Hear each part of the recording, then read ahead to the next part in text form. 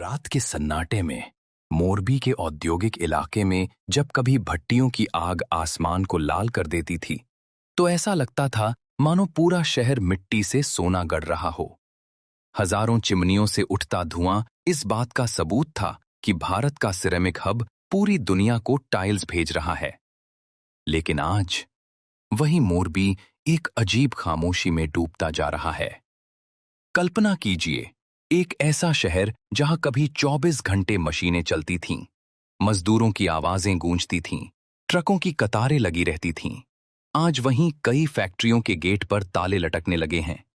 और डरावनी खबर यह है कि आने वाले दिनों में 450 से ज्यादा फैक्ट्रियां बंद होने की कगार पर हैं। सवाल यह है, आखिर ऐसा क्या हुआ कि भारत का सबसे बड़ा सिरेमिक उद्योग अचानक संकट में आ गया? इस कहानी की शुरुआत मोरबी से हजारों किलोमीटर दूर मध्य पूर्व में होती है। ईरान और इजराइल के बीच बढ़ते तनाव और युद्ध जैसी स्थिति ने पूरी दुनिया की सप्लाई चेन को हिला दिया है। ये सिर्फ एक क्षेत्रीय संघर्ष नहीं है, इसका असर सीधे भारत के उद्योगों तक पहुंच रहा है, खासकर उस उद्योग तक जो मोरबी की पहचान है। मोरबी को भारत का सिरेमिक कैपिटल कहा जाता है। यहाँ करीब 1000 से ज्यादा सिरेमिक और टाइल्स फैक्ट्रियां हैं। भारत में बनने वाली टाइल्स का लगभग 80 से 90% उत्पादन यहीं से होता है।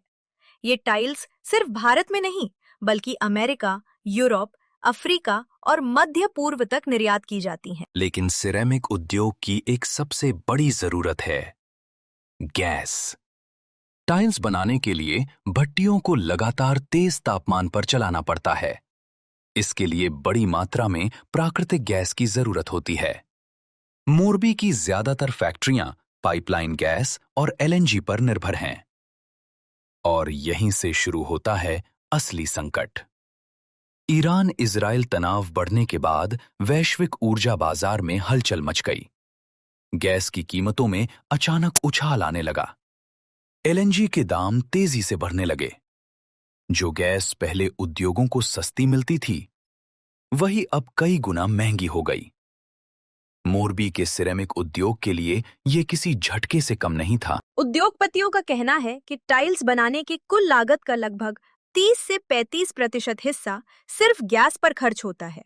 जब गैस महंगी होती है तो पूरी उत्पादन लागत अचानक बढ़ जाती है।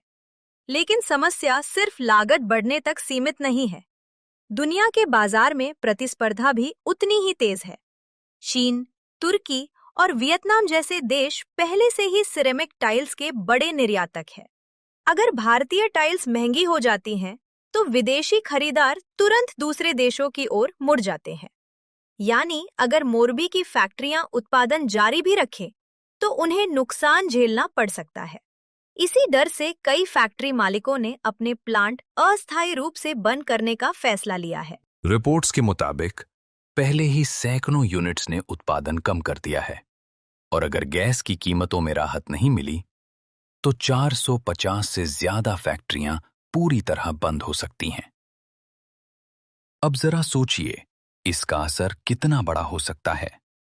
मोरबी के सिरेमिक उद्योग से सीधे और परोक्ष रूप से लाखों लोगों की रोजी रोटी जुड़ी हुई है। मजदूर, truck driver, packing units, transport कंपनियां, छोटे दुकानदार, सबकी जिंदगी इस उद्योग पर टिकी हुई है। अगर फैक्ट्रियां बंद होती हैं, तो सिर्फ मशीनें ही नहीं रुकेंगी, हजारों परिवारों की आय भी रुक सकती है। मोरबी की गलियों में काम की तलाश में आए मजदूरों के चेहरे पर अब एक नई चिंता दिखाई देने लगी है।